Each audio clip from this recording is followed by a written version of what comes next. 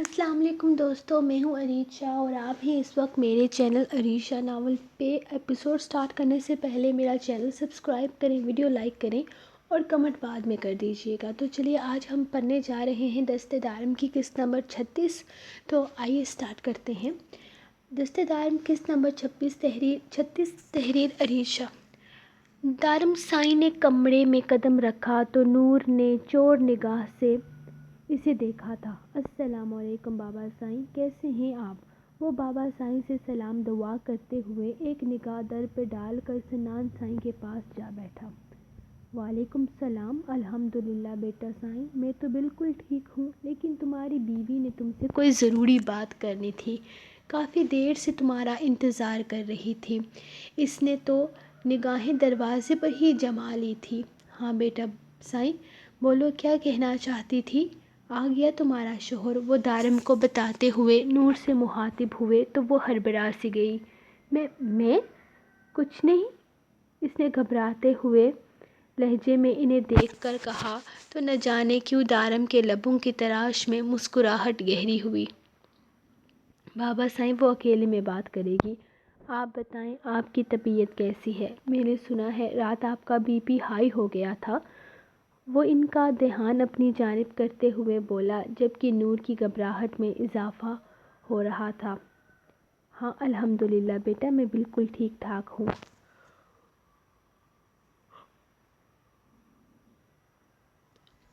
تھوڑا سا B P high ہو گیا تھا، لیکن اب میں بالکل ٹھیک ہوں، بابا سائیں مسکراتے ہوئے کہا۔ دارم کو خوش و خرم دیکھ وہ بے حد پرسکون تھے۔ چلو شکر ہے اللہ پاک کا۔ در چلو میرے کپڑے نکال دو مجھے، میں فریش ہو کر آتا ہوں۔ ان کے قریب سے اٹھتے ہوئے وہ بولا تو نور ہاں میں سر ہلاتی اس کے پیچھے چل دی۔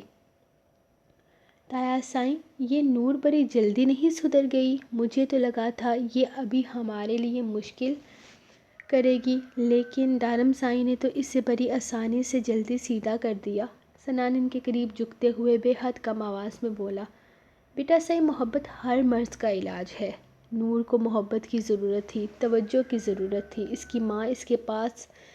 کی ماں کے پاس اتنا وقت نہیں تھا کہ وہ اسے محبت اور توجہ دیتی۔ یہ اس کی نظر اندازی کا شکار ہوئی ہے۔ یہاں پر ہر کوئی اس سے محبت کرتا ہے، اسے چاہتا ہے، اس کے ساتھ وقت گزارنا چاہتا ہے۔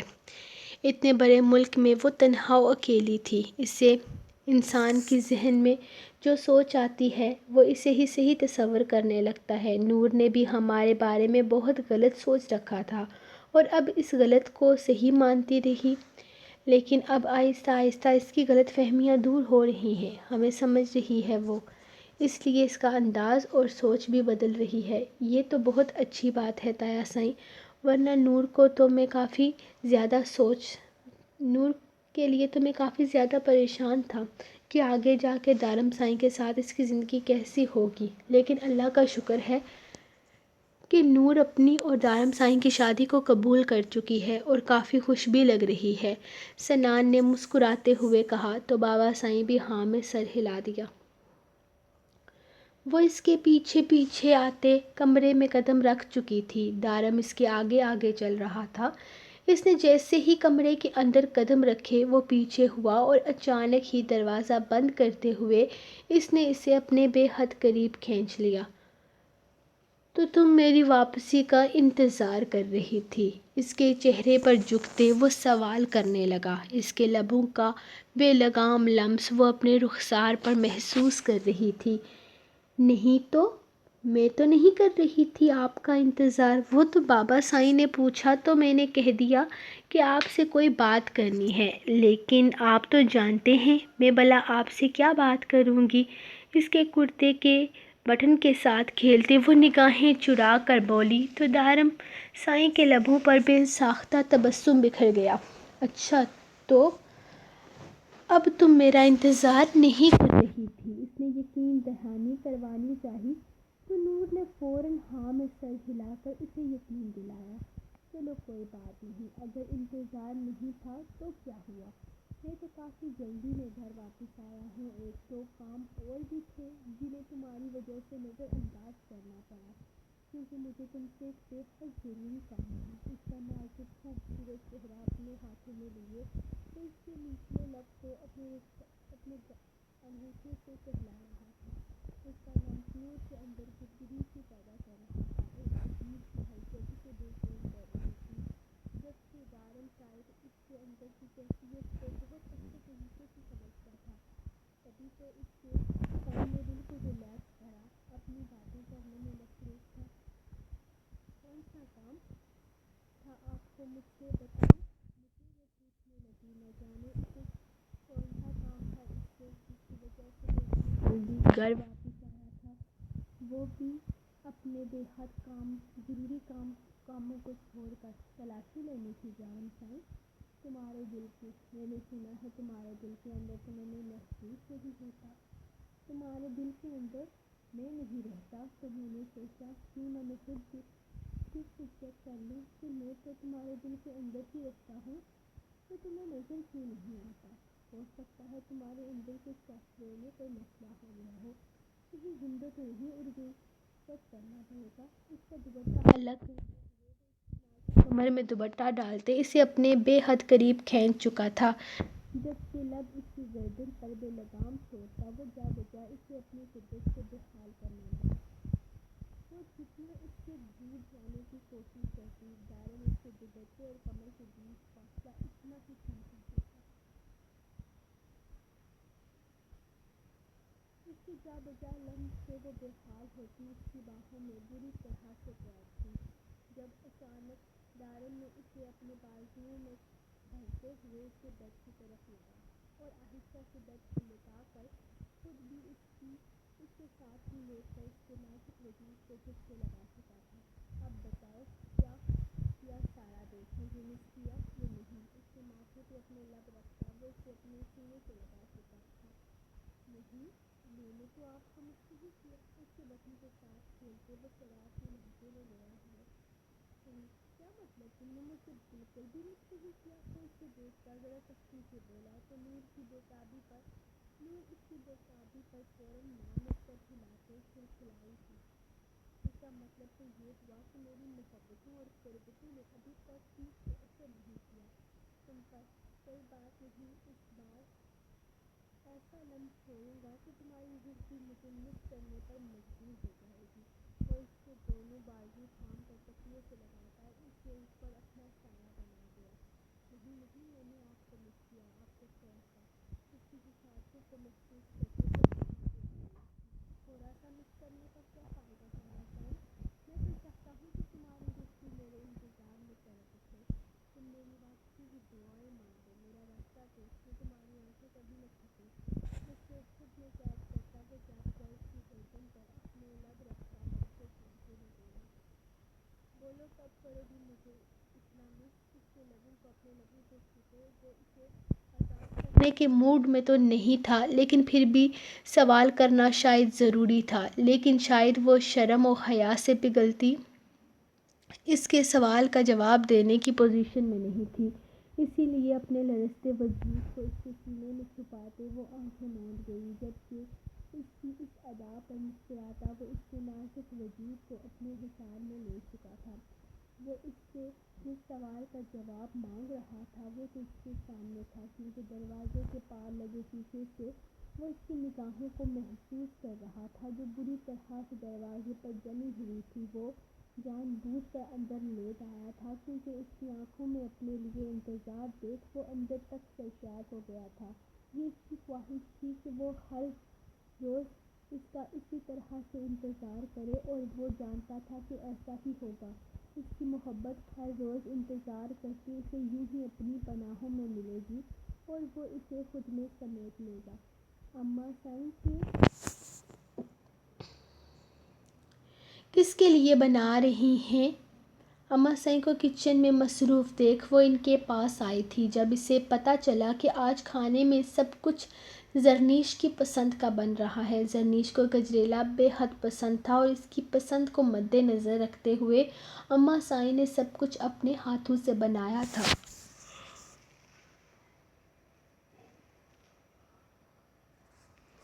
یہ سب کچھ زرنیش کے لیے ہے، میری فرمبردار اور سمجھدار بچی۔ ان کے لہجے میں زرنیش کے لیے محبت ہی محبت تھی۔ اماں سائیں، زرنیش ادھی فرمانبردار اور سمجھدار کیسے ہوئی، ذرا مجھے بھی بتا دیں، اس نے کنفیوز ہوتے ہوئے پوچھا۔ بیٹا سائیں، یہ اس کی فرمانبرداری ہی تو ہے کہ اس نے اپنے بابا سائیں کا مان رکھتے ہوئے ایک بار نہیں پوچھا کہ اس کا دلہا کون ہے، اور یہ بھی اس کی سمجھداری ہی ہے کہ شادی کے بعد وہ سب کچھ اتنے اچھے سے سنبھال رہی ہے۔ وہ اسے سمجھاتے ہوئے بولی تو زاوش نے ہاں میں سر ہلایا۔ اچھا، تو یہ ہے فرمانبرداری اور سمجھداری، اس حساب سے تو میں بھی آپ کی سب سے فرمانبردار اور سمجھدار اولاد ہوں، اسی لیے میرے لیے رسگلے بنانا۔ ان کی ساری بات کا مطلب سمجھتے ہوئے وہ اپنے مطلب پر آ گئی تھی۔ تم نے کون سا مارکا مارا ہے؟ اس کی فرمائش پر وہ اسے گھورتے ہوئے پوچھنے لگی۔ ساحر سائیں کیا کسی مارکے سے کم ہیں؟ اس صدی کا سب سے بڑا مارکا تو میں نے ہی مارا ہے، اس نے شاہی سے نکاح کر کے، میری قربانی تو کسی کو نظر نہیں آتی، میرا مطلب ہے فرمانبرداری۔ وہ انہیں دیکھتے ہوئے شکایتی انداز میں بولی، احمق لڑکی، عقل نام کی کوئی چیز ہے یا نہیں؟ شوہر کو ایسے عجیب و غریب ناموں سے نہیں پکارتے۔ یہ لڑکی میرا ناک کٹائے گی۔ وہ اسے دیکھتے ہوئے افسوس کرنے والے انداز میں بولی، اماں سائیں، مجھے ایک بات سمجھ نہیں آتی کہ کوئی بھی بات کرتی ہوں تو آپ کو اپنی ناک کی فکر کیوں لگ جاتی ہے؟ دیکھیں، میں نے بھی تو فرمانبرداری کا بھرپور ثبوت دیا ہے، اسی لیے جس طرح سے آپ زرنیش ادھی کے لیے کچھ بنا رہی ہیں، اسی طرح میرے لیے بھی رسگلے بنائیں، بس بات ختم۔ وہ انہیں دیکھتی ضدی لہجے میں بولی، جبکہ اماں سائیں یہ سوچ رہی تھی کہ کاش وہ اسے سمجھداری اور فرمانبرداری کا مطلب سمجھا پاتی، لیکن اسے تو بس اپنی فرمانبرداری کا انعام چاہیے تھا، رسگلے کی صورت میں۔ اس وقت میرا دماغ خراب کرنا بند کرو، جلدی سے نکلو یہاں سے اور جا کر گھس جاؤ اپنی کتابوں میں رسگلے کسی اور دن بنا دوں گی۔ وہ اسے سمجھاتے ہوئے بولی، زرنیش ادھی کے لیے اتنا سب کچھ آج ہی بنایا ہے اور میرے لیے رسگلے کسی اور دن؟ نہیں، مجھے بھی آج ہی چاہیے، وہ ضدی لہجے میں بولی۔ لڑکی، اب جوتے مت کھانا مجھ سے، چلو نکلو یہاں سے۔ وہ سخت لہجے میں گویا ہوئی تو وہ پیر پٹکتی کچن سے نکل گئی۔ مجھ سے کوئی پیار نہیں کرتا اس گھر میں، سب تو زرنیش ادھی سے پیار کرتے ہیں، میں بھی ان کی فرمانبردار اولاد ہوں، میں بھی فرمانبردار اولاد ہوں آپ کی۔ وہ جاتے ہوئے کافی اونچی آواز میں بولی تاکہ اماں سائیں تک اس کی آواز بآسانی جائے۔ نہ جانے کیوں آج اس کا اتنا دل کر رہا تھا رسگلے کھانے کا، جہاں زرنیش ادھی کے لیے اتنا کچھ بن رہا تھا، وہاں اگر اس کے لیے بھی رسگلے بن جاتے تو کیا ہو جاتا، لیکن نہیں، اسے تو کچرے کے ڈھیر سے اٹھا کر لایا گیا تھا، اس کے لیے کوئی رسگلے کیوں بناتا؟ کیا ہوا؟ تم رو کیوں رہی ہو؟ وہ باہر میز پر بیٹھی اپنا غم آنسوؤں کی صورت باہر نکال رہی تھی، جب اسے پیچھے سے اچانک ساحر سائیں کی آواز سنائی دی۔ وہ اچھل کر رہ گئی۔ میں تم سے پوچھ رہا ہوں، کیوں رو رہی ہو یہاں بیٹھ کر؟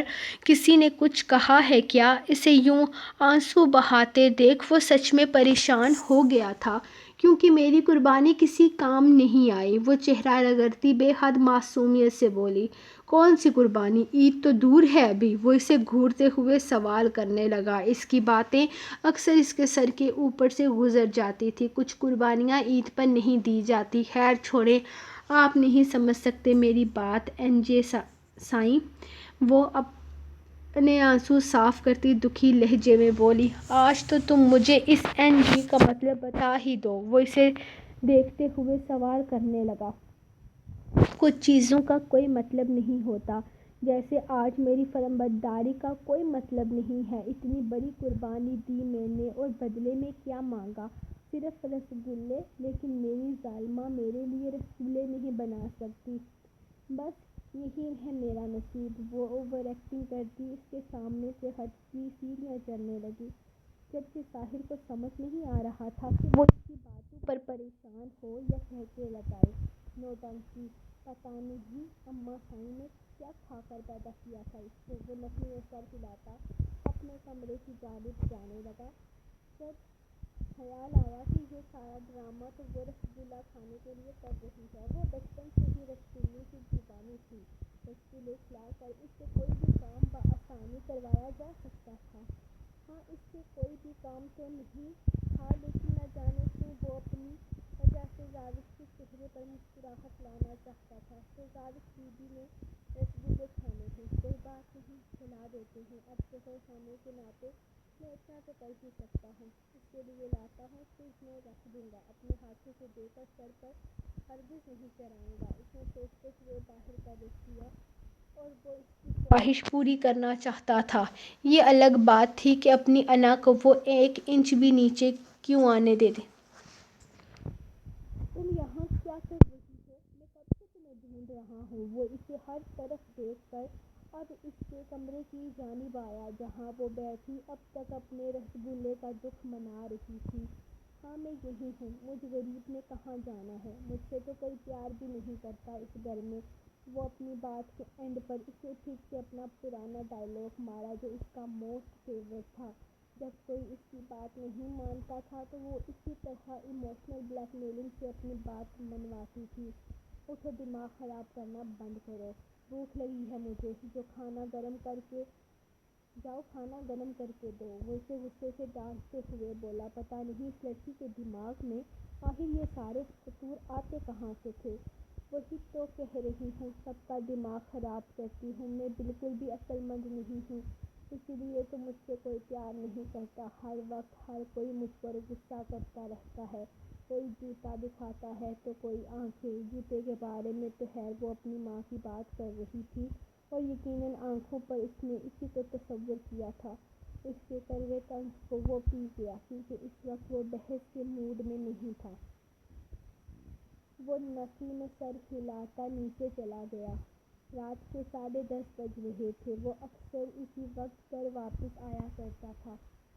اب تو تائی اماں سائیں اس کی ساری ذمہ داری زاوش کے نازک کندھوں پر ڈال دی تھی۔ اب اس کے واپس آنے کے بعد اس کے کھانے پینے کا سارا کام زاوش کے سر تھا۔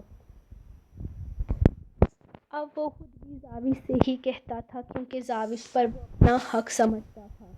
کچن کی کرسی پر آ کر بیٹھا تو زاوش اس کے لیے پیچھے سے آتی اس کے لیے کھانے کا سامان نکالنے لگی، لیکن فریج کھولتے ہی اسے جو چیز نظر آئی، اسے دیکھ کر خوشی سے اس کا منہ کھل گیا۔